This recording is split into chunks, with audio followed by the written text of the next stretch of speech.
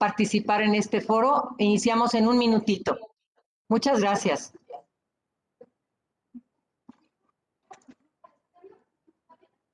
Poquito café descafeinado y una desplenda, sí.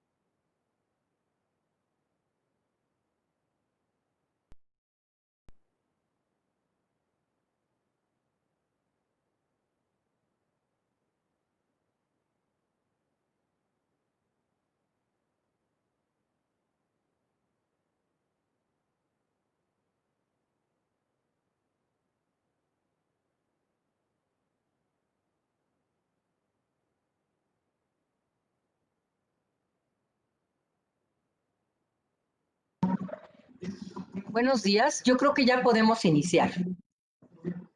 Ya podríamos iniciar. Muchas gracias. Nada más que nos digan en el canal del Congreso si ya. Muchas gracias. Denos un segundito, por favor. Gracias.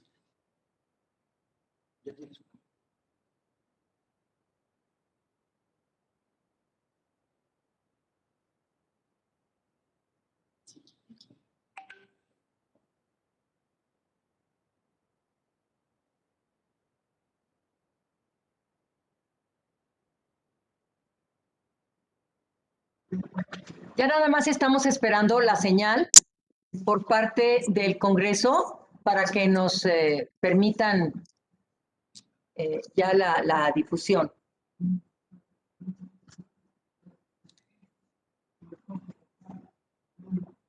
Ay, Dios. Qué correr, qué correr. No.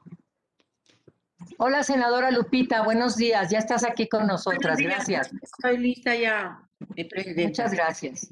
Muchas gracias.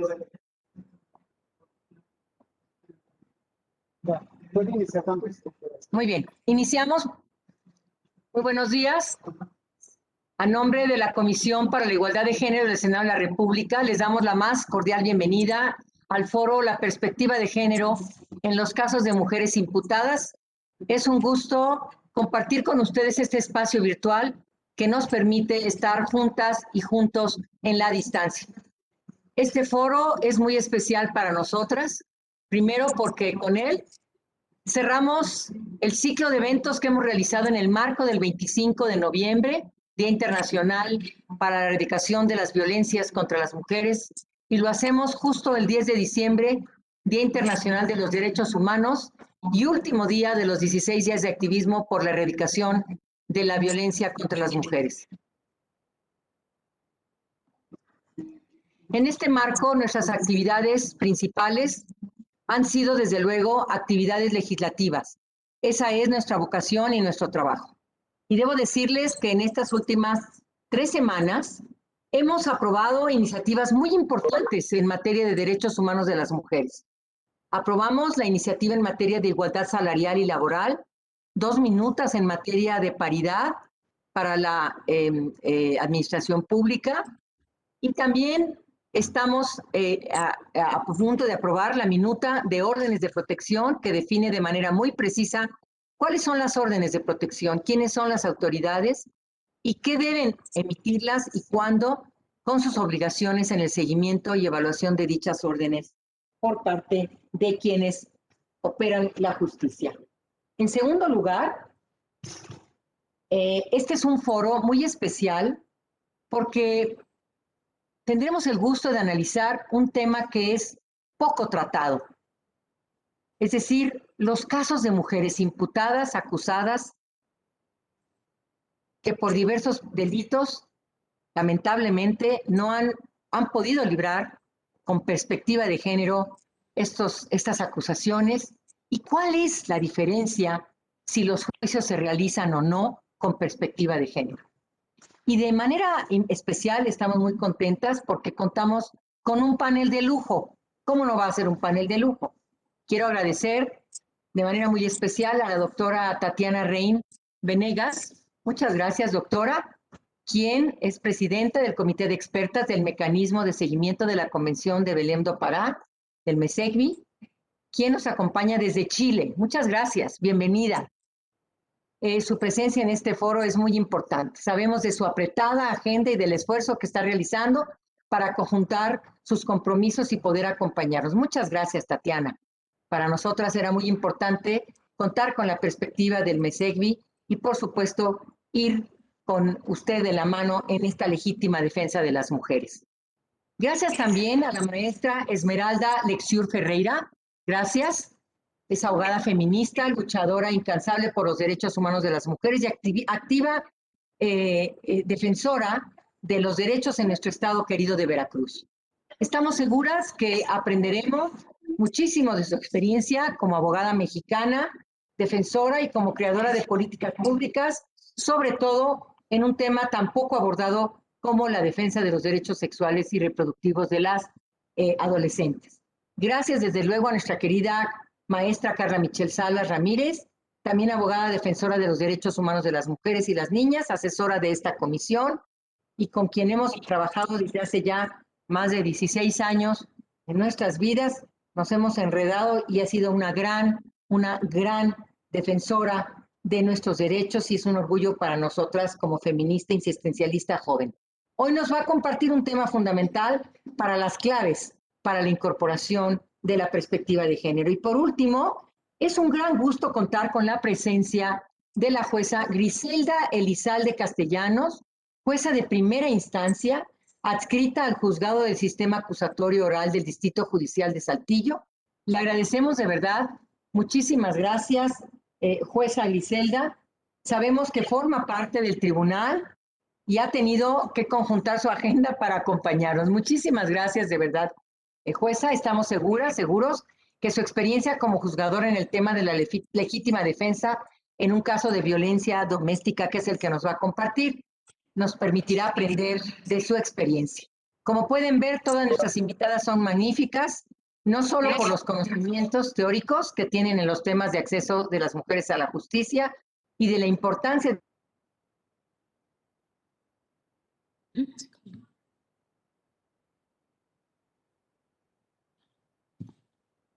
están en un escritorio, están en la práctica. Y ello nos permitirá conocer de primera mano la importancia de tener y contar con abogadas y abogados con perspectiva de género y con juezas y jueces saber qué pasó con estos casos donde es fundamental para que puedan detectar, todo mundo detectar los componentes del género del delito juzgado y garantizar a las mujeres su acceso a la justicia. Bueno, sin más, gracias a todas las personas que entraron ya a la transmisión, al canal del Congreso, a las redes del Senado. Y sin más, le voy a ceder la palabra a nuestra querida senadora Lupita Guadalupe Covarrubias, integrante de la Comisión de la Agenda, para que inicie la primera presentación de nuestra invitada. Adelante, senadora Covarrubias. Bienvenidas todas y todos. Gracias, muy amable. Muy buenas tardes, compañeras. Es un gusto asistir a este foro. Agradezco enormemente a todas las ponentes el hacernos partícipes de su incansable trabajo, el compartir su opinión y experiencia en lo que respecta a la perspectiva de género en los casos de mujeres imputadas. Si bien las y los juzgadores deben de actuar bajo los principios establecidos en el artículo primero constitucional en materia de derechos humanos y sus garantías, atender lo referente al derecho a la igualdad dispuesto en el artículo cuarto y respetar lo establecido en el artículo 17 en cuanto a tutela judicial efectiva. Lo cierto es que las mujeres hemos sufrido históricamente valoraciones negativas basadas en percepciones sociales que constituyen estereotipos de desigualdad por razón de género. México ha suscrito convenciones como la CEDAW y la Belén do Pará que combaten la discriminación y la violencia ejercida en contra nuestra. A pesar del marco legal, surge una interrogante constante de las y los juzgadores. ¿Cómo aplicar la perspectiva de género? En ese sentido, la emisión del protocolo para juzgar con perspectiva de género emitido por la Suprema Corte en el 2013 generó un cambio radical en la impartición de justicia, dando pautas, estableciendo el uso de un lenguaje incluyente, la metodología para identificar disparidades previas y durante el procedimiento, además de lograr identificar y determinar la influencia que éstas tienen en casos concretos y cómo repararlas. La actualización de este protocolo presentada el pasado 25 de noviembre desarrolla un mayor alcance en cuanto a la detección de las desigualdades. Ahonda en las asimetrías del poder y enfatiza que hacer efectivo el acceso a la igualdad a veces implica hacer distinciones. Hago esta breve recopilación de labores porque siempre es importante conocer no solo los productos finales, como puede ser la legislación y los protocolos, sino reconocer la labor detrás de los mismos. Labor social de miles de mujeres, de miles de personas que buscan la igualdad sustantiva y la respaldan con leyes y difusión. Este tipo de ejercicio donde no solo se presentan las problemáticas, sino que se discuten y se aportan soluciones a las mismas. Son fundamentales en nuestro quehacer legislativo y democrático. Aplaudo solidariamente estos trabajos. Me gustaría agradecer a las y los asistentes. Estoy segura que este foro detonará y será un impulso para nuestro quehacer legislativo. Sin más preámbulo, los dejo con nuestra primera ponente, la doctora Tatiana Rey Venegas, directora de posgrado en el Instituto de Estudios Internacionales de la Universidad de Chile. La doctora Rey es también presidenta del Comité de Expertas del Mecanismo de Seguimiento de la Convención de Belén de Pará y experta titular de Chile de este comité. Bienvenida, doctora. Muchas gracias por la presentación. Lo primero es agradecer a la Comisión para la Igualdad de Género del Senado de la República por esta invitación y tener la oportunidad de presentar uno de nuestros productos y que podemos estar discutiendo sobre estos temas que son tan relevantes como la perspectiva de género en el acceso a la justicia, fundamentalmente.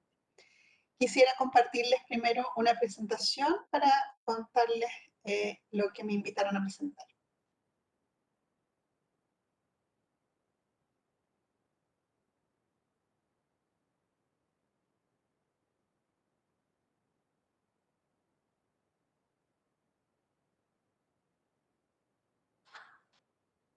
Si me pudieran confirmar que ven la presentación.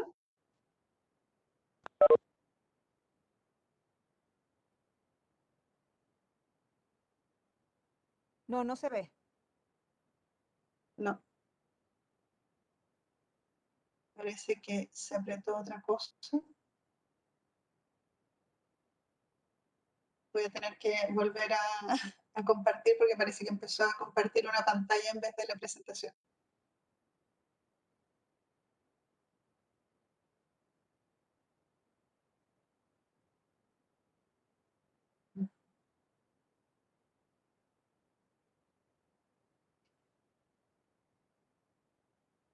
está un poco lento el proceso, entonces les voy a ir contando por mientras que me invitaron a presentar sobre una de nuestras recomendaciones generales. Hasta este momento tenemos 2 recomendaciones y esa es una de las que les voy a compartir en este momento. ¿Ahí sí la ven?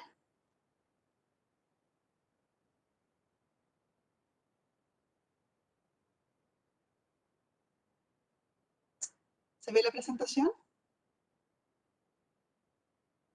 Sí, ya se ve. Ya, muchas gracias. Entonces, bueno, como les decía, voy a presentar una de las recomendaciones, que es la recomendación general sobre legítima defensa.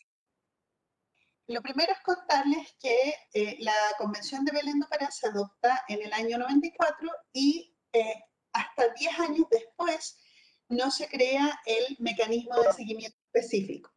Entonces, en el 2004 empieza a funcionar este mecanismo que tiene 2 órganos, uno de los cuales es el comité de expertas del que yo formo parte, que es el organismo técnico, el organismo que evalúa el comportamiento de los estados y que ha ido haciendo una serie de documentos para explicar la convención, para interpretar la convención, uno de los cuales es la recomendación que les voy a presentar. Tenemos hasta el momento 2 recomendaciones generales, una sobre legítima defensa y una sobre mujeres y niñas desaparecidas en el hemisferio. Entonces, en particular me voy a enfocar en la de legítima defensa. ¿Por qué una recomendación general? ¿Qué es lo que queremos hacer con esto? Lo importante es que el comité hace una interpretación y un análisis sobre un tema en específico. En este caso, estaba la situación de violencia contra las mujeres y veíamos que en algunos casos se recurría a esta institución de la legítima defensa, pero no necesariamente se cogía. Entonces empezamos a pensar sobre este tema y entonces recogemos la convención, pero la interpretamos en particular para explicar qué es lo que entendemos para esta situación en particular. ¿Por qué? Nos parecía que era muy importante que se aplicara la perspectiva de género y que se incorporara un análisis contextual, o sea, de este contexto específico, que es la violencia contra las mujeres, cuando se recurriera a la legítima defensa. Entonces son situaciones de violencia normalmente en el contexto particular, en el contexto del hogar. Entonces, ¿cuál es ese contexto específico? Son mujeres que han terminado con la vida o que han lesionado a sus agresores en el contexto entonces de relaciones interpersonales en donde hay violencia. O sea, hay una serie de episodios de violencia. Y también lo que vemos... Voy a tener que pedirle que me permita tantito ¿Sí? para solicitarles a todas las asistentes que apaguen sus micrófonos, por favor, porque estamos entorpeciendo su presentación. Disculpe, muchas gracias, gracias. No hay ningún Es problema. que alguien tiene prendido su micrófono y no se ha dado cuenta que lo tiene prendido y necesito que apaguen el micrófono, por favor. Muchas gracias. Adelante.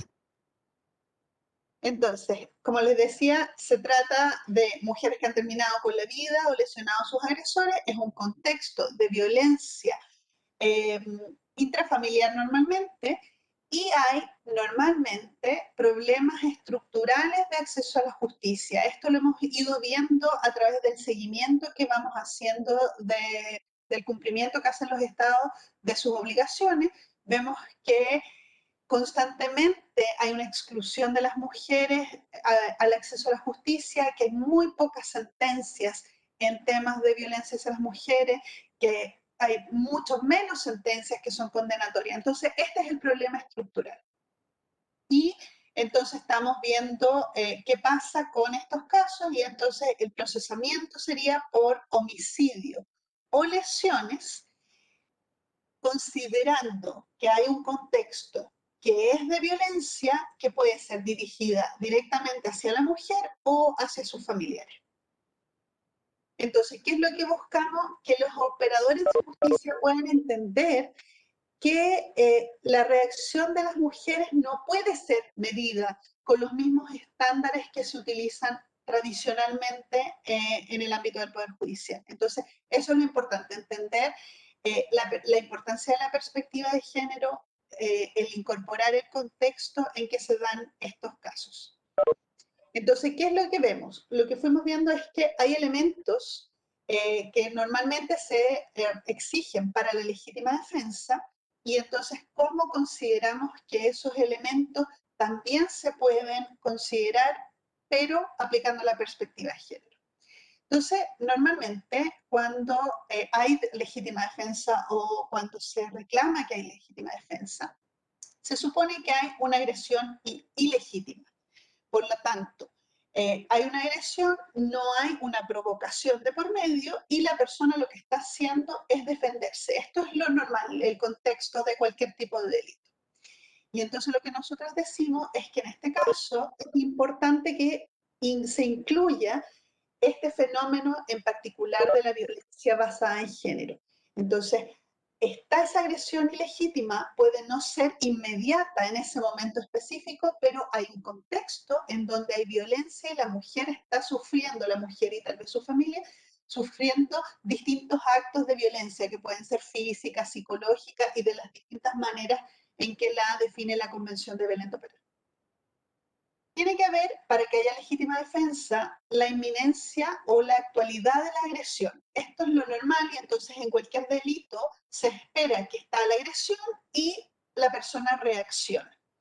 Pero en el caso de la violencia contra las mujeres, en la violencia en el contexto intrafamiliar, por ejemplo, tenemos que agregar la perspectiva de género y entender que la violencia se produce en un continuo, que no necesariamente es un acto específico y que muchas veces hay una seguidilla de actos, que a veces hay periodos en donde no hay mayores actos de violencia, pero luego se vuelve a aumentar, pueden haber amenazas contra la mujer, contra la vida de la mujer, lesiones, etc. Entonces, es importante entender ese contexto. Luego, otro de los requisitos de la legítima defensa es la necesidad racional del medio empleado para repeler la agresión. O sea, una persona no puede reclamar que alguien le tiró algo y uno le dispara. Tiene que ser un medio racional y entonces tiene que haber una especie de equilibrio.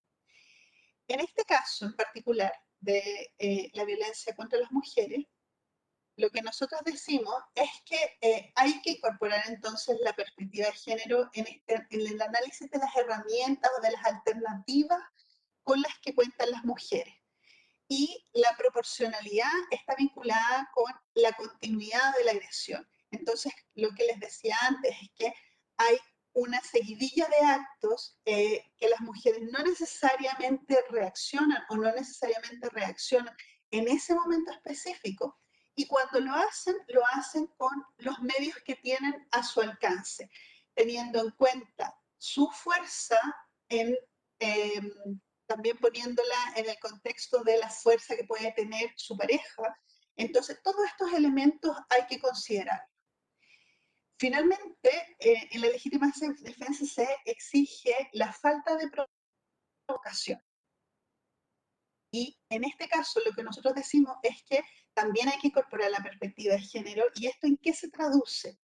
En que muchas veces, en muchos juicios, lo que vemos es que se aplican estereotipos de género. Por ejemplo, en los delitos sexuales o en casos de violencia en el contexto intrafamiliar. Entonces, ¿cómo se traduce eso? Diciendo que la mujer es la causante o la que de alguna manera a través de su comportamiento generó la agresión.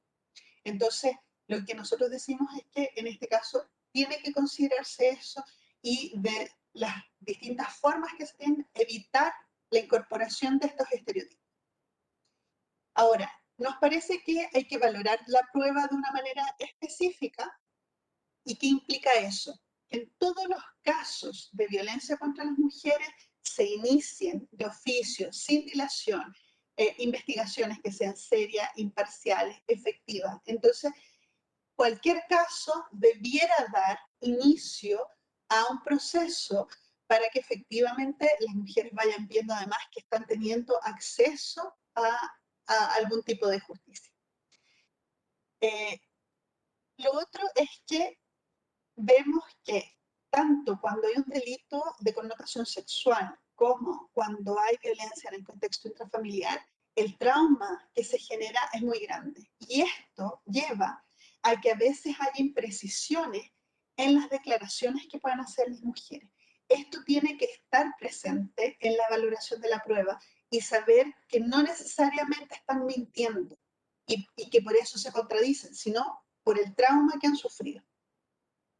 La declaración de la víctima es crucial. ¿Por qué? Porque es el principal medio de prueba. Muchas veces, dado que estamos hablando de violencia que se da en el ámbito doméstico, no hay más pruebas. No hay pruebas gráficas, no hay pruebas documentales. Entonces, por eso la importancia de la declaración de la víctima. Lo que no quiere decir que no se busquen esas otras pruebas. Hay que hacer todos los esfuerzos para recopilar otro tipo de pruebas. Pero puede que no hayan más. Y en muchos casos no va a haber señales físicas. Puede porque no hubo violencia física específica o porque hubo pero no dejó marca. Y esto tampoco implica que se está mintiendo. ¿Ya? Entonces, todo esto nos parece que es importante cuando se hace la valoración de la prueba. Entonces, hacemos recomendaciones específicas. La primera tiene que ver con la capacitación. Nos parece que la capacitación es importante en todo ámbito, en todo el ámbito del Estado, pero en el ámbito del acceso a la justicia, los operadores de justicia, nos parece que es fundamental para evitar incorporar estos estereotipos de género de los que hablábamos y también para que se pueda juzgar efectivamente con perspectiva de género.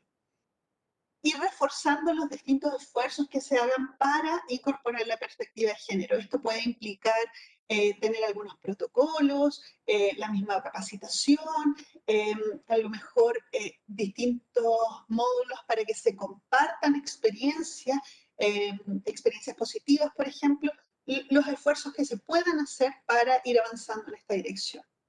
También que es importante implementar medidas para que se juzgue con perspectiva de género la legítima defensa en particular. Sabemos que esto es algo nuevo, ya se ha incorporado de alguna manera algunos de estos criterios en el ámbito internacional, en el del Sistema Interamericano de Derechos Humanos, algunos ejemplos en los ámbitos locales. De hecho, México tiene una sentencia en particular, pero todavía es algo nuevo en lo que se tiene que seguir avanzando.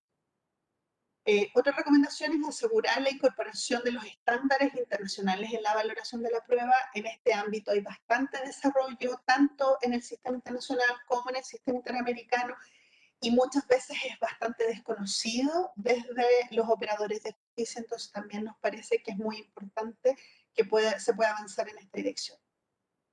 Asegurar el acceso a la justicia, que hayan abogados, abogadas que trabajen o que no cobren, que haya un apoyo psicológico a las víctimas durante todo el proceso, un acompañamiento, que haya servicios de salud integral. Es importante que los servicios de salud y los tribunales de justicia tengan coordinación, no que cada uno opere de acuerdo a sus propios protocolos, sino que se coordinen entre ellos.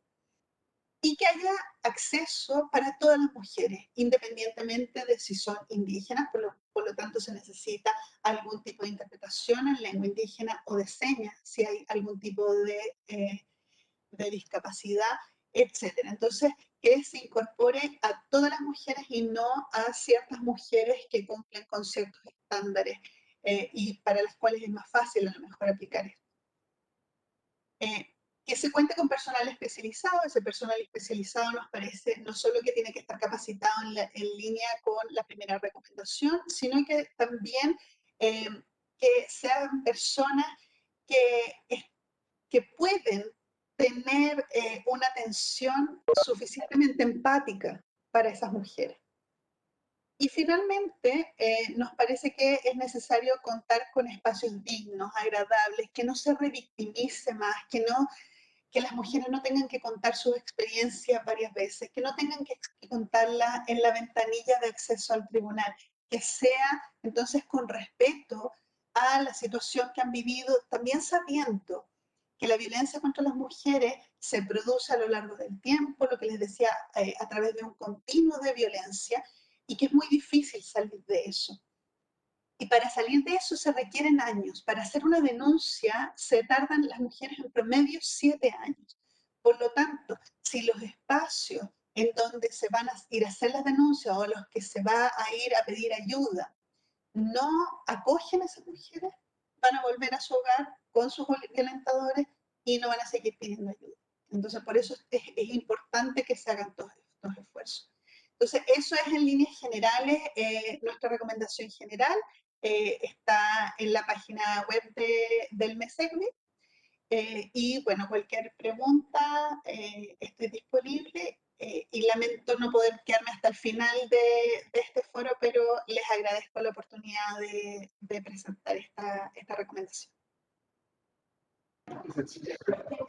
Muchas gracias, muchísimas gracias. Tatiana, ha sido un gusto escucharte. Qué extraordinarias orientaciones nos estás dando.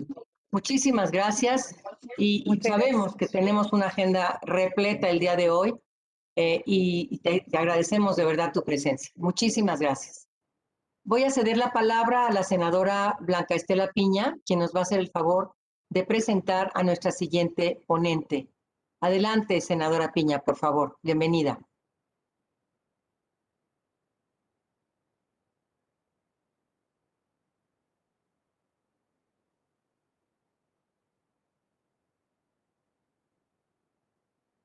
Senadora, disculpe, su micrófono está desactivado.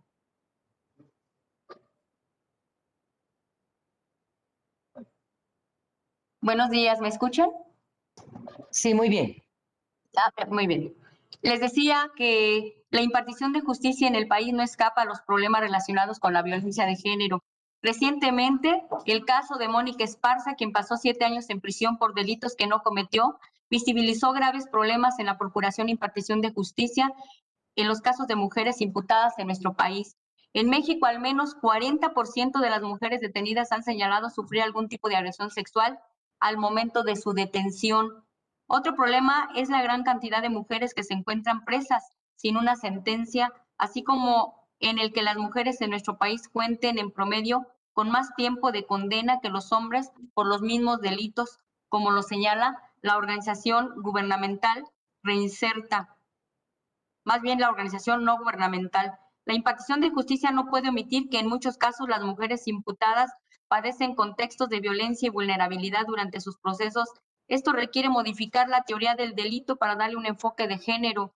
La perspectiva de género permitirá que el derecho penal no omita la violencia estructural contra las mujeres imputadas.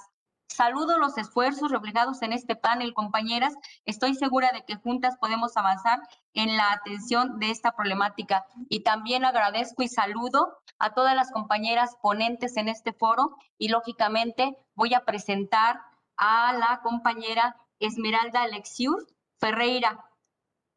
Muchas gracias por estar aquí. Ella es abogada feminista, defensora de los derechos humanos de las mujeres, fundadora y directora general jurídica de Alexiur Ferreira Asociadas, dedicada a los servicios especializados de consultoría, asesoría, capacitación y litigio especializado en materia penal, género y derechos humanos.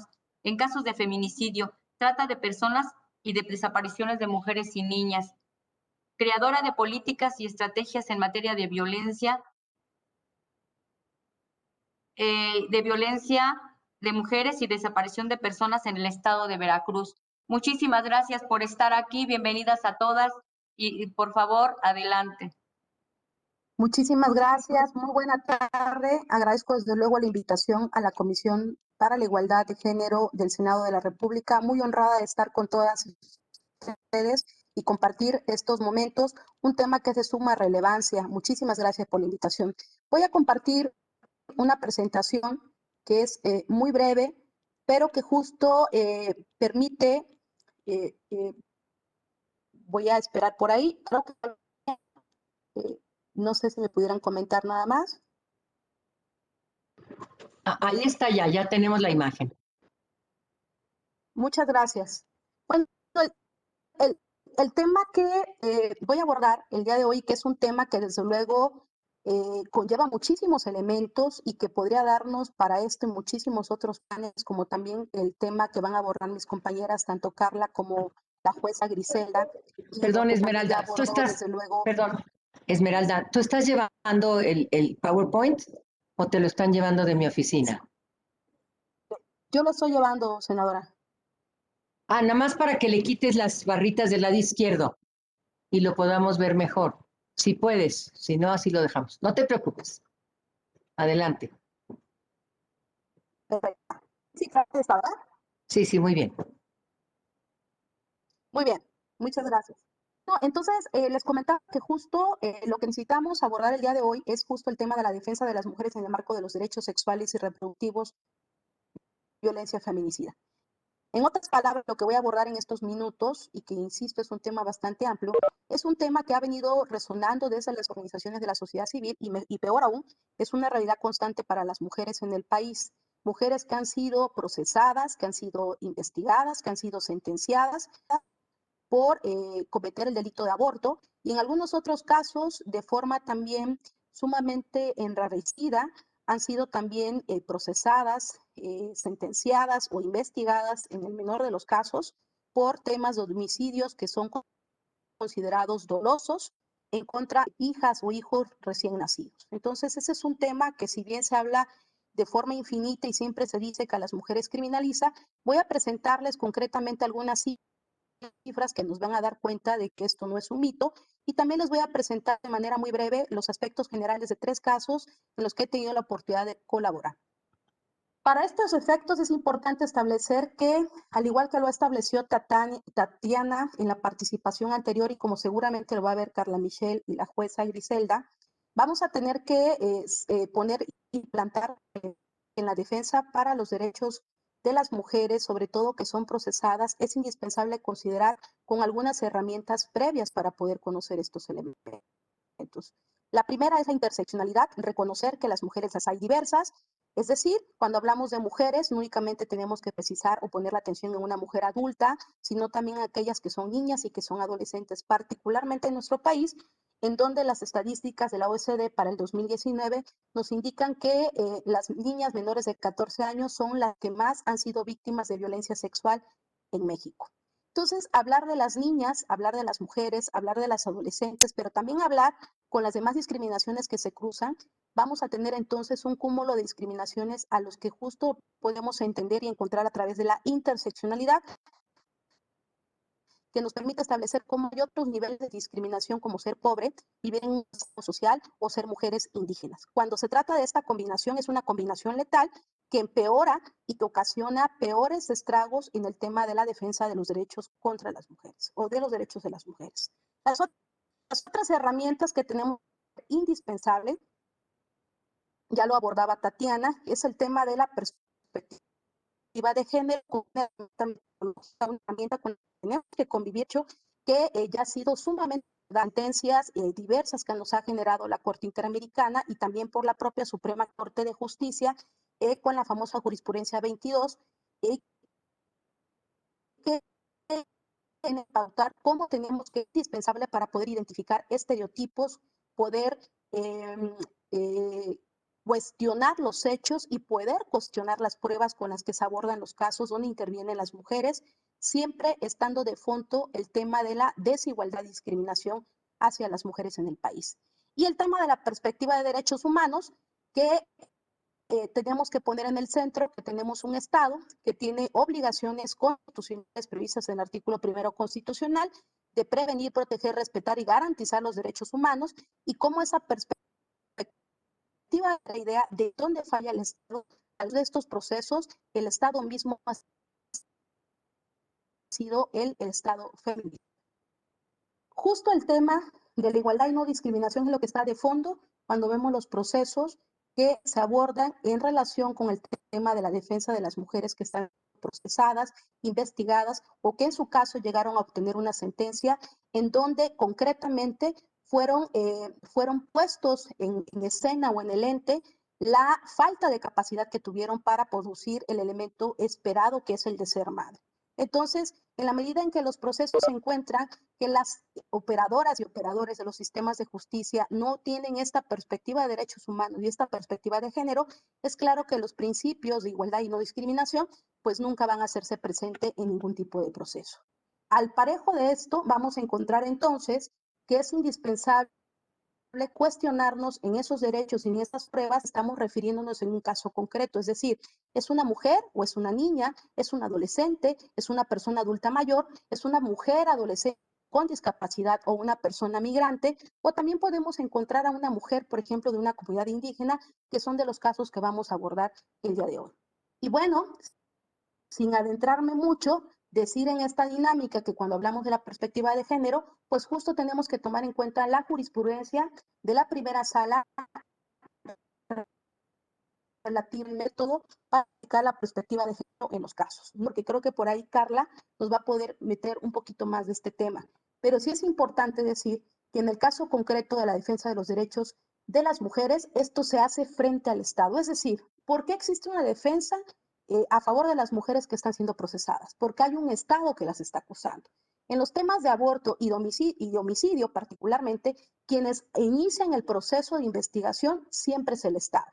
Es el hospital, es el Ministerio Público, es la propia policía quienes intervienen o inician estos tipos de procedimientos. Difícilmente van a ser los particulares, por lo que hay un lente muy específico del Estado frente a las formas de conducta o en las formas en las que se dirigen las mujeres cuando se trata el tema de maternidad. Algunas cifras del Secretariado Ejecutivo del Sistema Nacional de Seguridad Pública, ahí está la fuente, a octubre del 2020, nos indica que para el 2020, de enero a octubre, existe la estadística de 536 abortos cometidos en el país. En el contrarreferencia, en el año 2019, existieron 715 denuncias o carpetas de investigación iniciadas por aborto. Y las entidades que tienen mayor número de investigaciones son Estado de México, Ciudad de México, Monterrey, Jalisco, Querétaro, Veracruz. Entonces, cuando tenemos estos elementos, tenemos entonces que encontrar especialmente en focos específicos, también Guanajuato, tenemos entonces que darnos de cuenta cómo están estos estados y cuáles son los niveles de procesos y defensas y oportunidades que tienen las mujeres cuando se enfrentan a un tema de justicia en donde ya están procesadas. ¿Cuáles son los obstáculos que encontramos? Y por lo tanto se hace necesario utilizar las herramientas que he comentado previamente. Estos obstáculos son considerar los estereotipos, es decir, ¿qué se observa de las mujeres, de las niñas o las adolescentes? Se espera que sean madres, se esperan que sean buenas esposas, se esperan que sean buenas parejas o que sean buenas hijas. Vivimos en un país donde difícilmente se puede permitir o se considera que la educación sexual debe de dársele a niñas y adolescentes de forma científica, pero curiosamente sí se espera de esas niñas y adolescentes, niñas de 11 años, 12 años, 13 años, sí se espera que en automático le aparezca el chip de la llamada instinto maternal. Entonces, eso sí se espera y tiene que ver con base en estos estereotipos de la mujer madre, de la mujer esposa, de la mujer hija que se está esperando dentro del plano social. Tenemos un contexto histórico de violencia feminicida, es decir, cuando hablamos de violencia feminicida en los términos que establece la Ley General de Acceso a las Mujeres a una Vida Libre de Violencia, estamos hablando que en el último momento pueden llegarse a conducir homicidios y feminicidios. Pero la violencia feminicida empieza desde el momento en que el Estado no cumple con esas obligaciones de prevención para poder hacer que las mujeres tengan acceso a una vida libre de violencia, incluyendo desde luego aquello que tiene que ver con la decisión sobre sus propios cuerpos y sobre el tema de los derechos sexuales y reproductivos. Por otro lado, desde luego, ya lo decía también Tatiana, y creo que todas vamos a coincidir, por eso el nombre de este foro, la falta de perspectiva de género en las y operadores en los sistemas de administración e impartición de justicia, con muy breves y excepcionales excepciones. ¿Cómo se percibe a las mujeres en el ideario cuando esperamos de ellas que sean mujeres madres, que no contravengan los estereotipos y los roles asignados históricamente hacia ellas? Aquí tenemos unas notas, ahí están las fuentes, las podemos consultar. Conocemos y traje a colación un caso de antaño, por ahí del 80, de Elvira Luz, la fiera del Ajusco. Así es la forma en la que se expresan de las mujeres cuando las mujeres son investigadas, procesadas o sentenciadas por haber cometido delitos que tienen que ver, por ejemplo, con el asesinato supuesto hacia hijas o hijos. Aquí tenemos, por ejemplo, ¿verdad?, cómo se le llama a este tipo de mujeres. Y tenemos también un caso del cual no me voy a detener. Carla es quien llevó con su equipo esta extraordinaria defensa, pero es para señalar cómo también se ve en estos casos siempre cuando se trata de contravenir los estereotipos de mujer madre que se espera de niñas, mujeres y adolescentes. Tenemos también el tema de esta otra forma.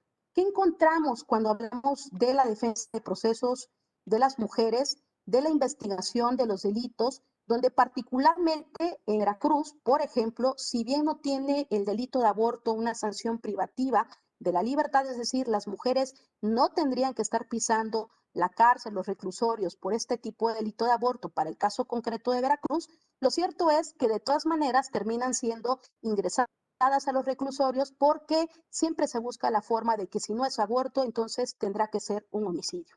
Aquí tenemos alguna fuente de un caso real, ¿verdad? Vinculan a proceso, dice, a una mujer por haber matado a su recién nacido en Alto Lucero, Veracruz. Tenemos aquí cómo se habla y se expresa del tema, fue noticia, fue encabezado de noticia, y déjenme decirle, como lo comentaré en uno de los casos, cómo es que la violencia se exacerba y vemos violencia sistemática, generalizada, feminicida, incluso también con la apropiación de los medios. Los casos que me voy a referir, ambos, en el tema del amparo que estamos observando, el amparo 1062 del 2017, es un caso que vale la pena analizar, es de un juzgado de distrito del estado de Veracruz con residencia en Jalapa, y el caso de Sofía, que estoy hablándole, ese es el número de proceso real, el caso de Sofía y el proceso de caso Dulce, que tampoco el nombre es el... Ambos son procesos reales. En estos procesos lo que encontramos fue que para poder considerar la defensa se tuvo desde luego que trabajar en el tema de aplicar la perspectiva de género. Les platico brevemente en qué coinciden o en qué concuerdan estos tres casos. Son mujeres, en el caso del amparo es una mujer, una adolescente de 17 años de edad, cuyo embarazo se gesta a partir de una violación cuando tenía 16 años.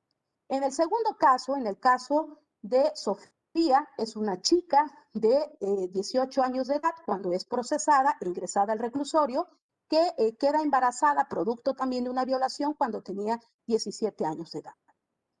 Y en el caso del Dulce, que es el caso más antiguo de los tres, es una chica de también 17 años de edad que queda embarazada o que es procesada a los 18 años de edad. ¿Qué tienen en común? Son adolescentes, son mujeres y son mujeres de una situación de rezago social sumamente extraordinario en la situación de Veracruz. Ambos están muy cercanos a la capital del estado, lo cual es un poco más cruento, dado que son comunidades que, pese a no contar con más de 2 horas de distancia de la capital del estado a donde ocurrieron los hechos, pues son mujeres que viven en situación de rezago social extraordinario. En estos casos, lo que se utilizó primordialmente, se aplicó una metodología para el caso de Dulce, si bien todavía no estaba el criterio jurisprudencial de la Suprema Corte de Justicia, sí se estaban ya teniendo elementos desde la perspectiva de género en el intento del protocolo que realizó o que había realizado en el 2013 la Suprema Corte de Justicia, y ya se venían generando algunas tesis al respecto. Pero consideró justo en cuestionar los medios de pruebas que se habían llevado a cabo y en cómo cuestionar los hechos. Sí, ¿por qué una mujer de pronto tiene 17 años, de pronto, sin que ella supiera, empieza a tener un sangrado, retorcijones, va al baño, deja una letrina, un producto, y lo segundo que se sabe es que es ingresada a un hospital, dicen que ya está detenida por haber matado a su hijo recién nacido? En estos casos, lo que se utilizó para poder llevar a cabo la antropología social específica, es decir, ¿de qué tipo de mujer estamos hablando? Del contexto social, económico y de alto rezago social. Es decir, ¿dónde estaba el Estado para dar educación sexual a esta chica? ¿Dónde estaba el Estado para métodos anticonceptivos? ¿Dónde estaba el Estado para poder garantizar y prevenir que el abuso sexual que sufrieron previamente a estos hechos hubieran sido investigados y, en el mejor de los casos, castigados? El tema de los impactos psicosociales, cómo la comunidad y cómo la del espectro del sufrir que tienen las mujeres con amplio rezago social, podemos encontrar las expectativas de vida de pronto con las que se encuentran, dos casos principalmente de Dulce. Ella comentaba, es que me agarró, ¿no? Y pues ya me agarró, ya ni modo, ¿sí? Ni siquiera poder expresar lo que realmente pasaba, entonces tener que trabajar con ellas en poder reubicar la situación en la que se encontraba. Estamos hablando también en el tema de que hubo una violencia sexual previa, ¿verdad? En la mayoría de los casos de en la mayoría de los países existe el delito, o en todas las entidades federativas existe el delito de violación. La pregunta es, ¿por qué? Lo primero que nos cuestionamos es que se trata de un adolescente irresponsable. ¿Y por qué nos cuestionamos en pensar en la violencia sexual? Concretamente, sobre todo para el caso de Sofía, vamos a encontrar que fue indispensable tomar en los argumentos que Veracruz tenía una alerta por agravio comparado y que en ese sentido lo que se estaba esperando es que el Estado respondiera para poder garantizar que las mujeres tuvieran acceso a una interrupción legal del embarazo, particularmente cuando eran víctimas de un delito. En el caso de Veracruz, todas aquellas mujeres que son menores de edad son víctimas de un delito, ya sea del delito de estupro o de pederastia, lo cual quiere decir que en el caso tanto de Sofía como de Dulce, vamos a encontrar que previo a los hechos que se estaban imputando de homicidio, ni siquiera de aborto, sino de homicidio calificado, previamente a eso habían sido víctimas de un delito. Se cuestionó también el tema de los peritajes inadecuados que se utilizan. La osimasia pulmonar, que si flota el pulmón, ¿verdad? Significa que el producto nació vivo y que en consecuencia de un aborto sin homicidio. Lo que no se dice de esta prueba es que de acuerdo al manual de patología forense NICE, este tipo de prueba ya fue descartada desde hace más de 400 años y que puede dar falsos positivos. En todos los casos, cuando la pericial se realiza sin los fundamentos y los plazos adecuados, pueden generar falsos positivos. Por Esmeralda, otro lado, ya unos para ir minutitos ya, por finalizando. favor. Sí, por favor, gracias. Sí, claro, gracias. Y el tema específico con el que se abordó el tema del excluyente del delito tiene que ver con la idea de encontrar causas de inculpabilidad. Es decir, a diferencia de los casos que a lo mejor nos va a contar la querida jueza Griselda y de los que yo abordó Tatiana, el tema de la legítima defensa, en este caso la estrategia que se utilizó fue el excluyente del delito de causas de inculpabilidad. Es decir, no se puede esperar que una mujer en las circunstancias de grave rezago social, sin educación previa, sin las condiciones que el Estado le debió proporcionar, podía estar en condiciones de hacer frente a este tipo de impacto que le había sucedido, mucho menos de estar con la certeza de que había cometido un delito tal como el tema de los homicidios. Entonces, esta causa de inculpabilidad significa que no está en condiciones y que aún estando en condiciones puede tener excusas para poder realizar dichas conductas. Así tenemos pues que el Estado en este sentido ejerció o no ejerció, no permitió que estas mujeres ejercieran su pleno ejercicio de los derechos sexuales y reproductivos, que hay una violencia previa sufrida, que hay una falta del deber de prevención del Estado para que estos hechos no ocurran de violencia sexual, y aunque si bien existe una ley de amnistía que ha favorecido a las mujeres en el ámbito federal, falta su armonización también en los ámbitos locales. Y bueno, termino con esta frase, dice, no deseo que las mujeres, ¿verdad? Es una frase muy poderosa que dice, no deseo que las mujeres tengan más poder que los hombres, sino que tengan más poder sobre sí mismas, de Mary Shelley. Si las mujeres no podemos tener poder sobre nuestro propio cuerpo, no podemos tener poder sobre absolutamente nada. Muchísimas gracias.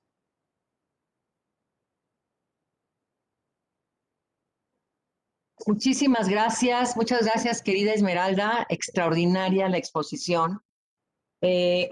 Muchas gracias. Ahora voy a cederle la palabra a la maestra Zulma Campos, quien ahora va a coordinar esta segunda parte de nuestro foro. Nosotras, su servidora y las comisiones de igualdad, estamos por aprobar el dictamen de las medidas de protección y estaremos yendo a votar y regresamos. Y ni modo, nos dieron el salón nada más a esta hora y vamos a dictaminar con las Comisiones Unidas. Muchísimas gracias. Seguimos con la maestra Zulma y gracias, Zulma. Bienvenida. Zulma es la representante, la compañera encargada de la Unidad de Género del Senado de la República. Es una abogada, litigante y una gran mujer defensora de los derechos humanos, especializada, por supuesto, en estos temas relacionados con las violencias contra las mujeres. Adelante, maestra Zulma, muchas gracias. Gracias, querida senadora. Muy buenos días. Gracias, buenos días nuevamente a todas. Y también doy la bienvenida a la senadora Nadia Navarro. Bienvenida, querida senadora. Gracias. Continuando justamente con el desarrollo del Mi foro. reina. Perdón, querida Zulma, aprovecho para saludar a las ponentes y también para disculparme 10 minutos en lo que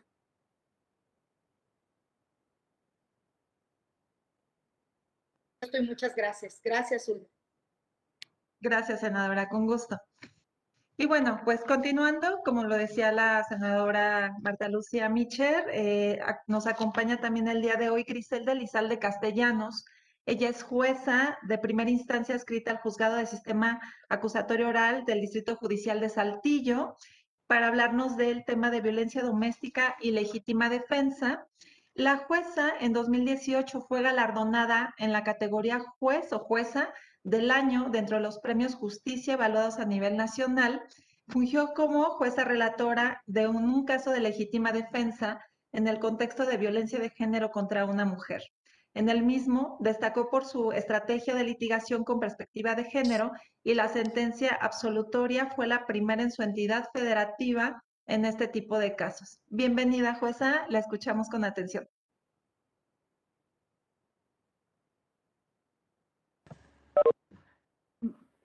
Gracias, buenas tardes a todas y a todos quienes nos siguen el día de hoy. Primero que nada, agradecer a la Comisión para la Igualdad de Género en torno a esta invitación que por conducto de la senadora Marta Lucía Mitchell Camarena nos hicieron llegar y por el amable conducto también de mi maestra Carla Michelle Salas, con quien me siento muy honrada el día de hoy de compartir este panel, al igual que la maestra Esmeralda, que ya tuvo su intervención.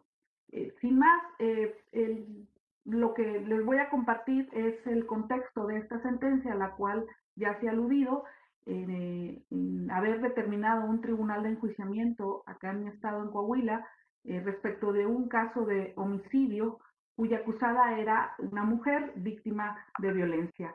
Esta sentencia la dictamos ya hace 3 años, fue en diciembre del 2017, y bien, en un contexto muy general, a esta mujer se le había acusado de privar de la vida a su pareja, dándole una sola puñalada dentro de casi cerca del hombro, y que es esta lesión la que le causa la muerte. Se la infirió con un cuchillo de cocina. Dentro de la audiencia de debate, pues ahorita que escuchaba las recomendaciones de la defensa legítima, como bien se señalaba, solamente tuvimos el dicho de la acusada, y bajo un estudio con el método de perspectiva de género, pues lo fuimos concatenando con el resto de la prueba que se desahogó en esa audiencia. De manera muy general, ¿en qué consistió este hecho? La acusada sostenía una relación de pareja con la víctima, tenían relativamente poco, menos de 1 año. Ella era quien proveía de los recursos económicos en su hogar, y en la mañana del día de los hechos, su pareja le había dicho que no podía salir a divertirse. Ella por la noche se va con una amiga a un bar, su pareja la sorprende, ahí la amenaza que al llegar le va a dejar sus cosas en la calle, y posterior a esto que ya no la quiere volver a ver. Ella confía que, como en otras ocasiones, este incidente iba a pasar. Regresa a su casa, advierte que pues efectivamente ya sus cosas están en el suelo, ingresa confiada en que se le va a pasar el enojo a su pareja, y ahí comienza la agresión hacia ella, que pues recibe golpes. En un primer momento su pareja toma el cuchillo, y después en un intercambio ahí de golpes ella lo toma y le da solo una puñalada. Ella habla de manera inmediata a la policía, a la ambulancia, llega la policía, los vecinos a ayudarle y pues es detenida en flagrancia en el mes de enero del año 2017. En un primer momento ella tuvo un abogado particular quien le sugería que debía de acceder a un procedimiento abreviado porque había matado a un hombre y que eso se pagaba con cárcel. Junto con su madre se aferra a buscar una segunda opinión y su defensa se encabeza por una abogada que labora en la Defensoría Pública y empiezan a construir su estrategia a partir de manejar violencia doméstica y pedirle al tribunal que se juzgara con perspectiva de género, para lo cual la defensa trajo prueba en el sentido de demostrar esa violencia de la cual ella había sido víctima en el curso de los hechos, no solo en cuanto a ese día de los hechos, sino de todo el contexto que ella había sufrido previo a los hechos. En ese sentido, pues nos dimos a la tarea primero de escuchar de la experta, de la psicóloga, en qué consistía este círculo de violencia, por qué ella se consideraba que había sido víctima de una violencia de género y también escuchar el relato de ella en torno a lo ocurrido ese día de los hechos. Es cierto, no había prueba directa de todo lo que ella nos estaba diciendo, como los golpes que se encontraron en la casa, como que la víctima estaba drogándose previo a los hechos, como que ella nada más había podía haberse escapado en el momento de la agresión y pues a través de pruebas periciales, de desacreditar un poco la credibilidad de la prueba ofertada por el Ministerio Público, concretamente con el médico, que habían ofertado en el sentido de que la víctima poseía unos piquetitos en el cuello y que esos habían sido provocados con el filo del cuchillo con quien mata la acusada a la víctima, se dedujo de la prueba que esto había sido labores de resucitación de agujas que se le habían puesto ahí a la víctima al momento de llegar a recibir atención médica. El relato de la acusada en esa audiencia, para criterio del tribunal, resultó ser muy coherente, muy creíble en cuanto a que llevó una concatenación de hechos. Incluso ella nos explicaba dentro del curso de la audiencia que había sido intentado ahorcarse por parte de la víctima y que a ella no se le había dictaminado en un primer momento cuando llega detenida en un primer término con la Policía Preventiva Municipal. A mí, recuerdo, se me grabaron 3 frases en el relato de ella, encaminadas a luché por mi vida, yo solo me defendí y aún me siento culpable. Entonces, se nos ilustró al tribunal dentro del círculo de la violencia. También basamos nuestra resolución en las estadísticas de México. O sea, se conoce a partir de boletines que el 70% de mujeres sobrevivientes de violencia no denuncian ante ninguna autoridad y del 30 restantes solo el 11% acuden al Ministerio Público. Y las razones que expresan para no denunciar este miedo, pues, es por miedo, por sus hijos, por vergüenza, porque él va a cambiar, porque esperan que la situación se mejore. Utilizamos en esa resolución, porque integramos tribunal de enjuiciamiento 2 compañeras, además de su servidora, el método para juzgar con perspectiva de género, emitido por la Suprema Corte de Justicia de la Nación, que ya la maestra Esmeralda tuvo bien hacernos referencia del mismo. Y es un método que en lo personal ayuda mucho al momento de estar construyendo una sentencia en la que se te ha pedido que juzgues con perspectiva de género, porque recordemos que el primer paso pues es identificar si existen o no situaciones de poder. En el caso que les comento, pues era claro que ella era quien proveía de la manutención para esa casa, pero quien manejaba los recursos económicos pues era su pareja. Ella tenía una edad de 19 años frente a 41 que tenía la víctima y ejercía esa situación de poder y que se le pudo pudo advertir del desahogo de la audiencia. Dentro del segundo paso es que cuestionásemos la prueba libre de estereotipos. Y aquí es algo que comparto con mi maestra Esmeralda. En la sociedad mexicana vivimos mucho de estereotipos por años. Entonces, considerar que la mujer se debe quedar en casa, que la mujer está encaminada solo a los hijos y al hogar, hay veces que se van arrastrando esos estereotipos, incluso en argumentaciones de audiencias, en las que pues se ve hasta natural que la actividad propia de la mujer sea solamente en casa. Dentro de esta audiencia, pues sí llegamos a escuchar en desahogo de prueba, pues si ya sabía que él estaba enojado, entonces ¿a qué se regresaba a la casa? Si ya sabía que iba a tener una agresión, entonces ¿para qué se regresaba? Recordemos que quien está inmerso en un ciclo de violencia difícilmente sale por sí solo de ese ciclo de violencia. Entonces, el estudio que se hizo de la causa de justificación relativa a la defensa legítima, pues fue bajo esa óptica de perspectiva de género, porque a lo mejor en un escenario óptimo o en un escenario de lo que se espera, cuando no eres víctima de violencia, sería uno, bueno, no regreso a ese lugar donde sé que puedo tener un incidente de violencia, y dos, pues si llego y veo que está enojado, me puedo salir, entonces mi vida ya no corre peligro. Para este estudio de la defensa legítima, pues tienes que ampliar el momento de la agresión real, actual, inminente, y hacer el análisis a partir de esa óptica que te pide precisamente el método para juzgar con perspectiva de género. Como les decía, esta mujer no aceptó su procedimiento abreviado, ella esperó hasta el último momento y pues le favoreció la resolución del tribunal, que fue obviamente un fallo de absolución, mismo que ya incluso fue confirmado en segunda instancia. Ella pasó privada de su libertad pues a principios de enero del año 2017 y recobra su libertad en diciembre del 2017. Algo importante y que yo lo comenté incluso en un foro con mi gran maestra, Carla Michel, es que pues la defensa nos había pedido pues la reparación del daño a la acusada a cargo del Estado, en virtud del tiempo que ella había pasado privada de su libertad y en esa petición pues nosotros le dejamos a salvo sus derechos para hacerlos valer en una instancia distinta del tribunal de enjuiciamiento, porque en este caso pues ella tenía reconocida la calidad de acusada y no de víctima.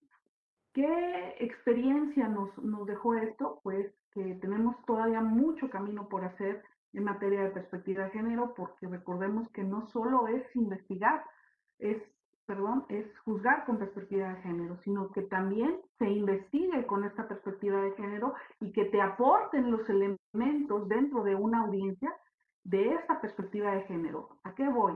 No lo podemos dejar hasta el último y simplemente que caiga en manos de un solo operador, como lo pudieran ser los juzgadores, el juzgar con esa perspectiva de género. Creo que desde las primeras actos de investigación en un hecho cuya víctima o cuya acusada sea mujer y se den algunos elementos para la investigación con perspectiva de género, pues se debe de abordar esta investigación bajo esta óptica. Concuerdo en que, como lo dijo la primera de las expositoras, la capacitación es lo que también nos va a fortalecer en ir entendiendo cada día más el método para juzgar con perspectiva de género. A veces no es sencillo, pero a partir de resoluciones o de casos muy concretos o de compartir experiencias, es como se podemos ir moldeando mejor nuestras resoluciones.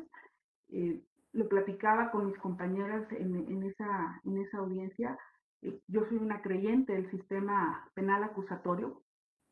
Creo que si este caso que yo les comento de manera muy general hubiese tenido un juzgamiento con un sistema tradicional, es decir, en un sistema escrito en el que los jueces no hubiesen escuchado a partir de la inmediación el desahogo de las pruebas, seguramente el resultado hubiese sido distinto. Seguramente la defensa no hubiese tenido oportunidad de contradecir la prueba con la que contaba el Ministerio Público y a lo mejor en un escenario adverso para ella, su sentencia hubiese sido de condena. Pero escuchar los relatos de todos los testigos, de los peritos, pues nos llevó a esta conclusión de absolver a esta mujer acusada del delito de homicidio simple doloso. La Fiscalía solamente había formulado acusación por ese delito de simple doloso y no calificado. Entonces, hay mucho por hacer, sí, pero eso no impide que día a día empecemos a construir mejores resoluciones, mejores investigaciones sobre perspectiva de género y que pues estamos en camino de que esto pueda verse cada día más materializado dentro de todas las investigaciones que se llevan, en donde sea víctima o sea acusada una mujer. Agradezco enormemente la invitación, no me quisiera yo extender más tiempo y que seguramente la maestra Carla Michel pues, nos va a hablar también sobre este tema, y un saludo desde acá, desde Coahuila, y a sus órdenes para cualquier otra intervención que se pudiese llegar a dar. Buenas tardes. Muchas gracias, querida jueza, y sobre todo felicitarla porque un estado tan complicado como son los estados del norte, que hace más de 3 décadas comenzamos con esta detonación de la violencia feminicida, pues es muy importante que contemos con juezas como usted, ¿no? Con esta perspectiva, con esta preparación, con este empeño. Y pues también es muy importante lo que nos refiere sobre el tema de la legítima defensa, que aun y cuando debiéramos contar con fiscalías estatales capacitadas, sensibilizadas, para que estos casos no lleguen ante el órgano jurisdiccional, sería lo ideal, ¿no? Por toda la estigmatización que viene después para las mujeres que obviamente son víctimas en todo este proceso de violencia. Y bueno, pues lo ideal sería que afortunadamente tenemos juezas y jueces sensibles, y hemos tenido casos también muy paradigmáticos y que hemos compartido con nuestra querida Carla aquí en la Ciudad de México. Y bueno, pues agradecerle, querida jueza, que nos acompañe. Muy valiosa su participación. Y bueno, continuando con este foro, me voy a dar a la tarea de presentar a la maestra Carla Michel, ya muy conocida y muy querida por todas y por todos. Ella nos va a hablar sobre las claves para la incorporación de la perspectiva de género en la defensa penal de mujeres imputadas y víctimas de violencia de género. Nuestra querida Carla es abogada feminista y defensora de los derechos humanos. Fue una de las abogadas del caso González y otras contra México, conocida como sentencia Campo Algodonero, integrándose en la etapa ante la Corte Interamericana de Derechos Humanos, representando a una de las familias. Carla fue presidenta en 2012 a 2014 de la Asociación Nacional de Abogados Democráticos, y en 2009 fue considerada por el periódico español El País una de las 100 personas más influyentes de Iberoamérica. También recibió, junto con David Peña Rodríguez, el Premio Europeo de Derechos Humanos 2010, entregado por el Consejo de la Abogacía Europea por su trabajo en la defensa de los derechos humanos. Bienvenida, Carla. Adelante, por favor.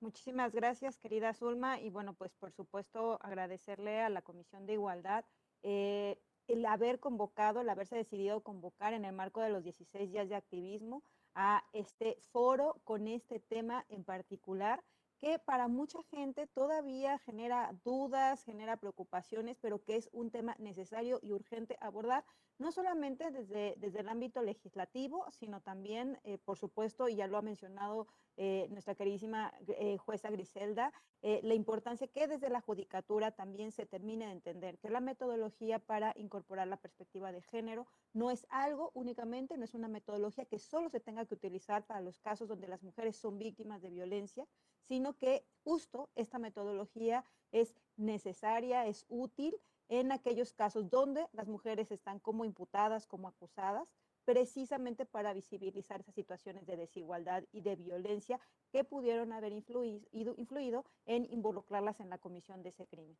Entonces, agradecerte, por supuesto, esta presentación tan generosa, estimada Zulma, a mi querida Esmeralda Lexiur, también el haber aceptado participar en este foro con esta experiencia tan importante que ella tiene en el acompañamiento de casos, en el litigio directamente de estos casos para hacer visible esta situación de desigualdad y de violencia, y de cómo este sistema penal pues sigue tratando de manera injusta a las mujeres. Voy a permitirme compartir una presentación que preparé para el día de hoy, donde toco algunos aspectos puntuales precisamente que hemos ido sistematizando a partir de diferentes casos que hemos acompañado, no solamente en la Ciudad de México, pero principalmente en la Ciudad de México, sino en otras entidades federativas, porque debo de decirlo, las mujeres que están frente al sistema de justicia penal en esta calidad de imputadas o de acusadas sufren diversas discriminaciones. Discriminaciones no solamente por parte del propio sistema, sino también por parte de los medios de comunicación, por la sociedad, que prácticamente a las mujeres las considera responsables aún sin haber acudido a juicio. ¿Cuál es, justamente, quiero iniciar con esta reflexión, esta primera lámina, cuáles son, digamos, cómo se ve a las mujeres frente al sistema de justicia penal? Primero decir que cuando son víctimas tenemos un sistema que no está respondiendo a las necesidades de estas víctimas y donde todavía existe incluso una disputa de si son consideradas o no sujetas de derecho.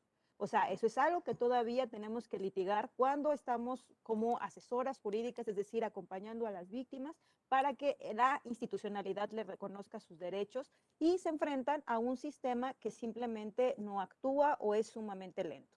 En ese sentido, pues es claro las cifras que hay en materia de acceso a la justicia, de impunidad, de cómo pues las personas, particularmente las mujeres, cuando denuncian violencia familiar o feminicidio, en el caso de las víctimas indirectas, pues la respuesta del Estado no es la adecuada, no es la efectiva.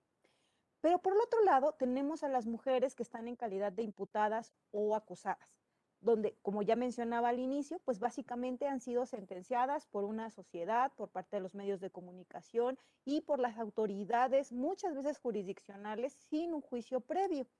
Particularmente cuando hablamos de mujeres que están siendo imputadas o acusadas de determinados delitos o delitos que resultan ser graves, como el homicidio, el feminicidio, el secuestro, pues aquí lo tengo que afirmar con toda contundencia, no está operando la presunción de inocencia. Entendiendo la presunción de inocencia no solamente como una regla de trato, sino como un estándar de prueba. Las mujeres prácticamente ya están siendo sentenciadas, ya solo están esperando a que se les diga cuántos años van a tener que enfrentar por la comisión de estos delitos. Y es interesante ver cómo lo vamos a analizar a partir de algunos casos que quiero presentarles, cómo cuando estamos hablando de estos delitos, homicidio, incluso mujeres que están siendo procesadas o sentenciadas por feminicidio o por secuestro, la dureza con la que son tratadas por parte de las autoridades es aún mayor, ¿no? En relación con otro tipo de delitos. Y además, pues bueno, uno de los claros, como lo vamos a ver también, básicamente la mayor parte de las imputaciones o acusaciones están basadas en una serie de estereotipos. Es decir, ni siquiera es que partan de un análisis serio de la teoría del delito, a un análisis dogmático puntual del propio delito, incluso las propias pruebas. La mayor parte de las imputaciones o acusaciones están basadas en creencias que se desprenden de la propia interpretación de la norma o de la propia norma en sí misma. Y bueno, también algo que me parece muy importante señalar es que, a diferencia de los casos donde las mujeres están buscando justicia por haber sido víctimas de un delito, cuando las mujeres están frente a este sistema como imputadas, el sistema de pronto tiene una eficacia inusitada. O sea, actúa con una rapidez que no lo observamos o que no la vemos frente a otro tipo de casos donde las mujeres, insisto, están siendo víctimas. Aquí ustedes pueden observar 4 fotografías de 4 mujeres que fueron criminalizadas básicamente por no cumplir con su rol de madre o bien por defenderse de sus agresores. Yakiri Rubio, que justamente fue uno de los casos más importantes que se han analizado en la Ciudad de México, una mujer... Querida Carla, perdón, ¿Sí? ¿podrías subir un poquito más tu sonido? Porque me Sí, claro. dice por Facebook que está un poquito bajo. Ok, claro. Espera. El caso de Yakiri Gracias. Rubio, una mujer que fue conocida en la Ciudad de México, una mujer que por defenderse de sus agresoras, uno de ellos muere y bueno, ella es procesada, es encarcelada durante algunos meses y sujeta a proceso por otros más, prácticamente defendiéndose del delito de homicidio. y por otro lado, una institución, en ese caso la Procuraduría, hoy Fiscalía General de Justicia de la Ciudad de México, no investigando la violencia sexual que había sufrido. El caso de Itzel, una niña en ese momento de 15 años que fue agredida en las calles de la Ciudad de México por un sujeto. Este sujeto la iba a asesinar, ella se defiende, este sujeto cae metros adelante de donde ocurre la agresión y ella es investigada, su familia es investigada y acosada por parte de las autoridades durante varios meses, porque no cerraban la investigación a pesar de que había una serie de elementos que acreditaban esa violencia sexual que había sufrido.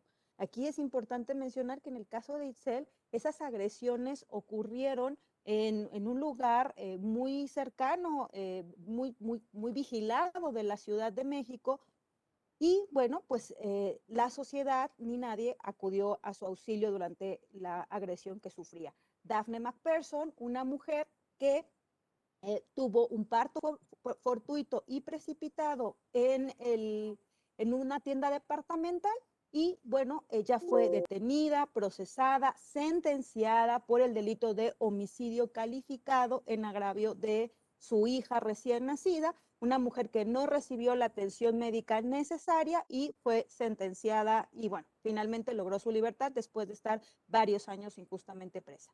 Y la señora Clara Tapia, una mujer que fue procesada por diversos delitos sin considerar el contexto de violencia de género que ella sufría, fue responsabilizada, al igual que su pareja, por diversos crímenes cometidos en contra de sus hijas e hijo.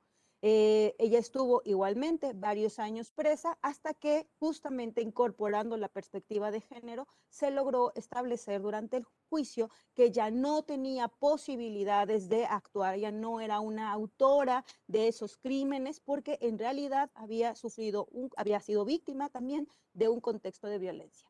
En el caso de Clara, en el caso de Daphne, simplemente se utilizó el argumento de no haber actuado correctamente con su rol de madre y esos fueron los motivos para su procesamiento y sentencia en el caso de Daphne. Como mencioné, en estos 4 casos, las bases de la acusación en todos los casos fueron realizadas a partir de estereotipos de género, no actuar de acuerdo al rol de madre, no creer que pueden sobrevivir en un enfrentamiento en contra de un hombre, específicamente estos en los casos de Yakiri y en los casos de Yakiri y de Itzel. Y decirles, los estereotipos de género son precisamente estas creencias populares sobre las actividades, los roles, los rasgos, las características y atributos que caracterizan y distinguen a hombres y mujeres y viceversa. Específicamente están relacionados con características sociales y culturales.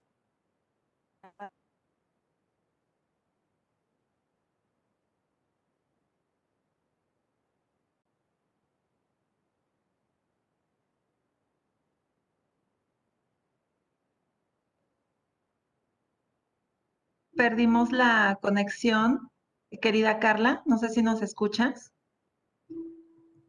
Bueno, creo que la perdimos por unos momentos. Vamos a esperar a ver si logramos.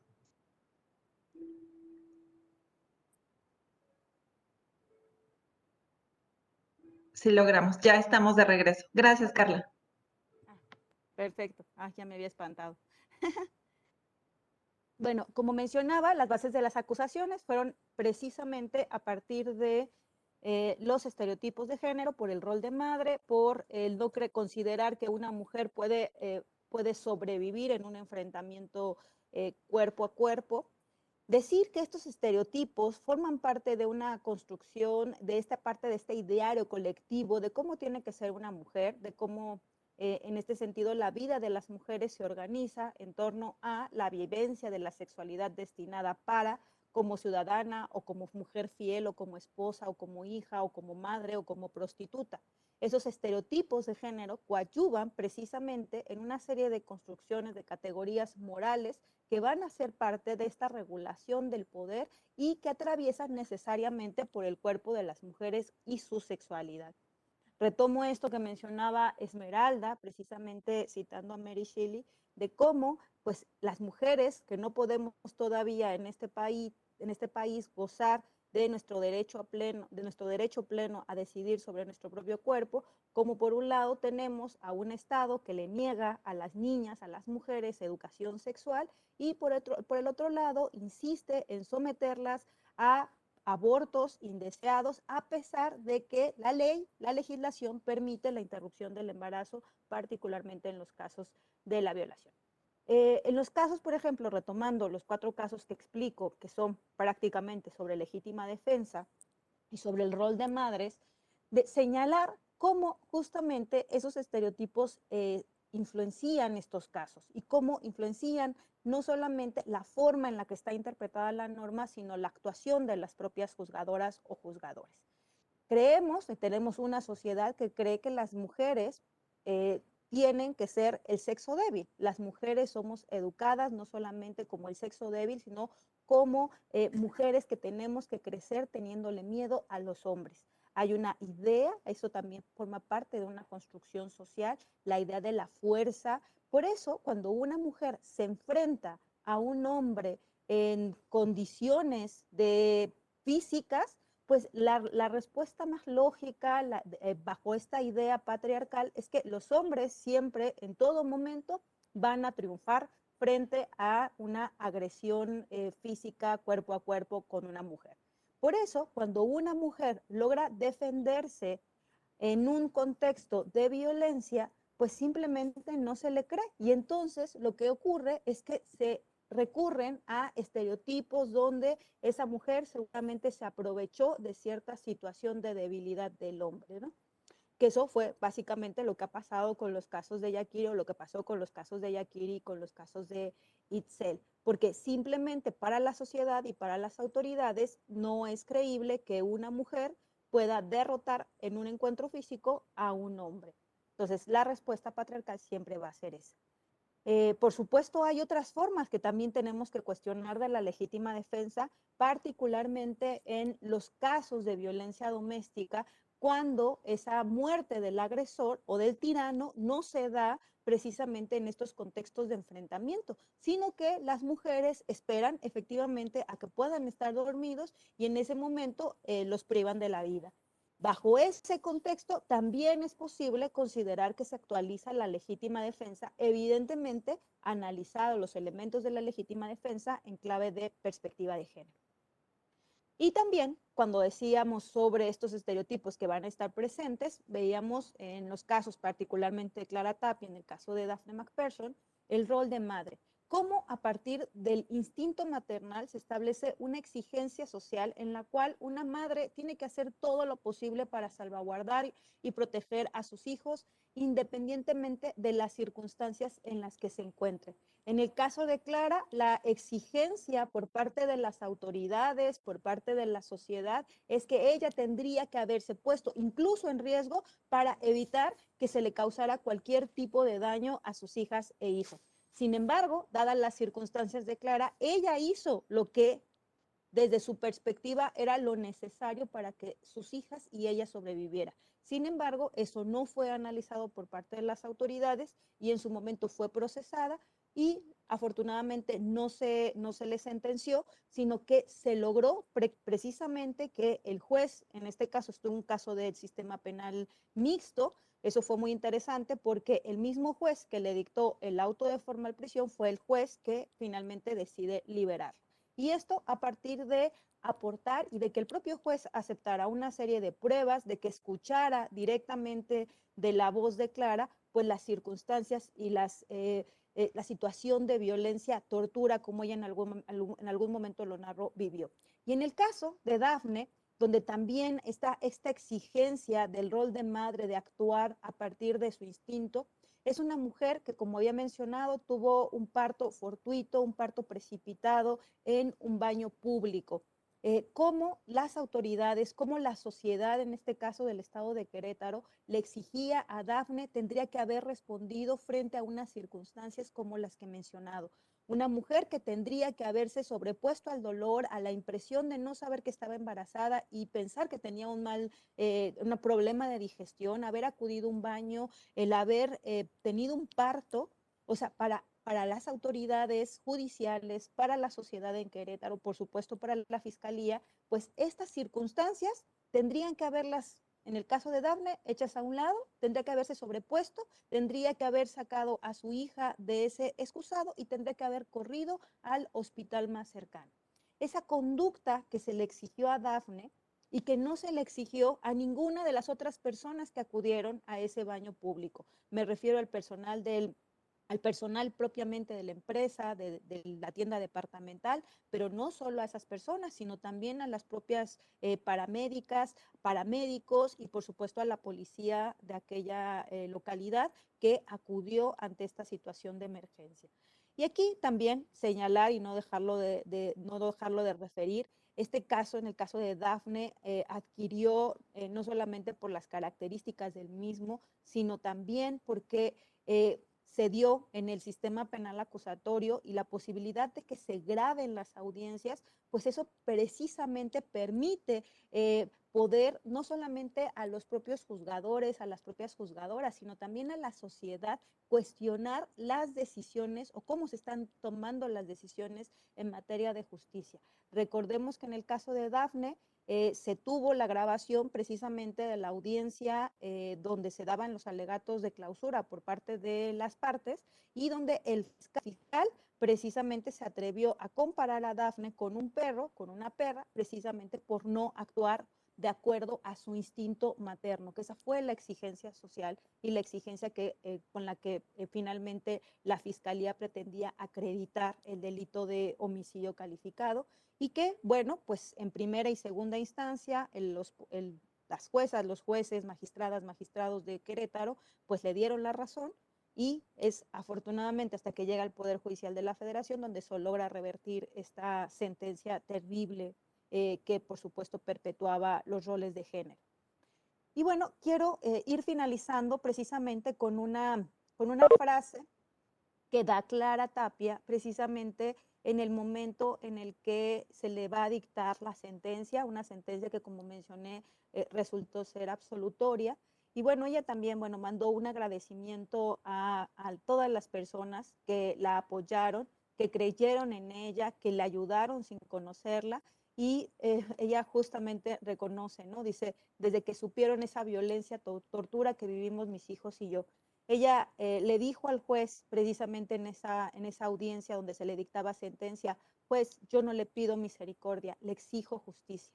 Precisamente como Clara, después de 3 años injustamente presa, pues también recibió un tratamiento, gracias, digamos, a un acompañamiento integral que se realizó en el caso, tuvo la posibilidad de tener este acompañamiento psicológico que le permitió a Clara pasar de una mujer, evidentemente, con pocas herramientas emocionales, destruida por la violencia que había sufrido en manos de su agresor durante años, logró precisamente recuperar su confianza, recuperó precisamente verse ella como ciudadana, porque claro, la sociedad, los medios de comunicación la habían criminalizado duramente. Es importante entender a partir de estos casos, decirles que lo que nos dejan, la lección que por lo menos nosotras hemos aprendido, es que el derecho tiene sexo, el derecho se encuentra estructurado desde una visión androcéntrica. Y justamente la perspectiva de género va a ser una forma de contrarrestar estos efectos nocivos que ha tenido el derecho. Es una forma de realizar y garantizar el derecho a la igualdad. La perspectiva de género va a ser un remedio en sí mismo para contrarrestar estos efectos nocivos. Precisamente nos va a permitir también equilibrar las relaciones de desigualdad cultural e históricas de poder que enfrentan las mujeres frente a las violaciones a derechos humanos. Incorporar la perspectiva de género también me parece muy importante señalar. No significa hacer juicios sesgados a favor de las mujeres o darle la razón a las mujeres solamente por el hecho de serlo, sino de reconocer las características que como grupo social y también de manera individual han tenido que afrontar. De esa manera, a partir de reconocer precisamente esas condiciones estructurales, se pueden establecer las medidas necesarias para que las mujeres puedan acceder en condiciones de igualdad, precisamente donde las mujeres no sean sentenciadas sin antes haber acudido a un juicio. Y en ese juicio tienen el derecho a que se les presuma inocentes hasta que no se demuestre lo contrario. Y esa carga de la prueba la tienen en todo momento las fiscalías. Y las fiscalías tienen que presentar hechos y pruebas sin ningún tipo de sesgo. Eso es justamente lo que se exige y lo que se pide frente a estos casos.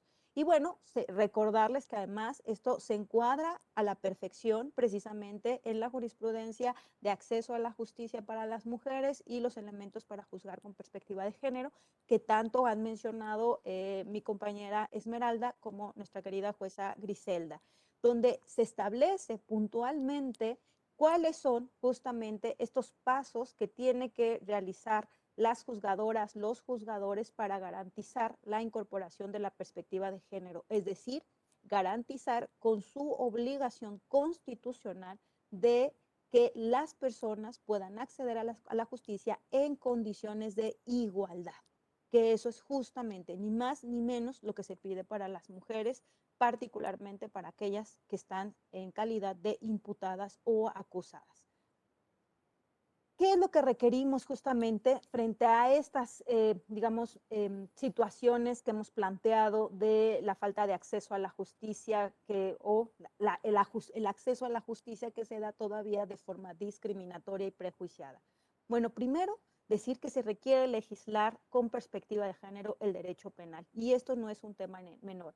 Hay una discusión que viene próximamente, ya está muy anunciada, que es precisamente el Código Penal Nacional, donde resulta ser necesario, urgente, que se revisen no solamente los delitos, sino también precisamente todas las reglas que puedan estar plasmadas en este instrumento para garantizar la perspectiva de género. Por ejemplo, como lo he mencionado, la legítima defensa y también otras excluyentes de responsabilidad. Resulta fundamental que necesariamente sean vistas con esta perspectiva de género. Se requiere fundamentalmente que las juzgadoras y los juzgadoras tengan claro que esta metodología de incorporar la perspectiva de género también se tiene que aplicar a los casos de mujeres que están siendo imputadas. Y aquí no quiero dejar de mencionar un caso muy reciente del estado de Coahuila otra vez, decirles que es una mujer, es un caso de hace algunas semanas donde una mujer actuó en defensa propia frente a el que era en ese momento su pareja sentimental, que la estaba agrediendo, que la iba a asesinar. Ella se defiende y este sujeto muere. El caso fue judicializado por parte de la Fiscalía del Estado de Coahuila. Sin embargo, una jueza muy valiente, incorporando la perspectiva de género, decidió no vincularla a proceso. Sin embargo, han habido, a partir de este caso, que es un caso que merece ser estudiado, pero de manera positiva, se han generado una serie de manifestaciones terribles donde se está pidiendo básicamente la expulsión, la sanción a la juzgadora, precisamente por haber cumplido con su deber. Y por otro lado, hay unas situaciones de acoso en contra de esta mujer que salió en libertad, precisamente pues porque se consideró que había una justificación en su actuación, en este caso de haber privado de la vida a otra persona. Sin embargo, lo hizo precisamente a partir de una legítima defensa. Entonces, por eso es tan importante insistir no solamente con las juzgadoras y los juzgadores, sino también con la sociedad. Este caso lo planteo porque realmente resulta ser preocupante, no solamente por los precedentes en términos, digamos, sociales que se va generando, sino también por la preocupación en la seguridad de esta mujer que sigue siendo víctima de violencia. Y por supuesto también la Defensoría Pública tiene que incorporar como parte de su trabajo la perspectiva de género. Es fundamental que desde la Defensoría Pública se incorpore en esta metodología desde el litigio. Este litigio que necesariamente, porque algo que también tengo que decir, en la mayor parte de los casos que he planteado a manera de ejemplo, son casos donde pues una de las características es que la defensa pública básicamente ha creído en todo momento que esas mujeres eran responsables y que, al igual que lo planteaba la jueza Griselda, pues de pronto les parece correcto plantear juicios abreviados que implican que las mujeres reconozcan una responsabilidad que evidentemente no tienen frente a determinados hechos, con la finalidad de resolver, porque además también no les creen. Entonces, por supuesto, la Defensoría, particularmente la Defensoría Pública, tiene una gran labor que hacer al respecto. Los medios de comunicación también tienen que actuar con ética y efectivamente pues respetar plenamente la presunción de inocencia. Tiene que ser una prioridad para el Estado mexicano la erradicación de los estereotipos de género. Soy una convencida, al igual que mis compañeras que me han acompañado en este panel, que ese derecho que ha propiciado la subordinación de las mujeres y los hombres también puede ser un elemento emancipador. Creo también firmemente que la eliminación de los estereotipos de género es un paso fundamental para lograr la justicia de género tan anhelada por todas. Muchas gracias.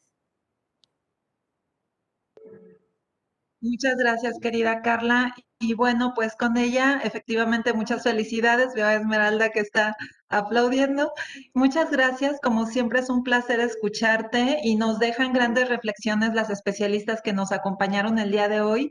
Nos dejan reflexiones sobre que tenemos que continuar avanzando en la transversalidad de la perspectiva de género, en la norma penal, en la norma procedimental principalmente. Hay que hacer un análisis profundo de todo nuestro sistema penal en México, del Código Penal de Procedimientos Penales, Código de Procedimientos Penales Nacional, porque justamente también ahí radica la intervención muy sustantiva y sobre todo continuar trabajando, como ya lo han mencionado nuestras expertas, en el tema de eliminar, arrancar o minimizar la carga de estereotipos que tienen las y los servidores públicos operadores del sistema de justicia en México. Entonces, afortunadamente tenemos abogadas muy valiosas como ustedes, como la jueza que la están felicitando mucho por Facebook, y bueno, a todas les mandan muchas felicitaciones.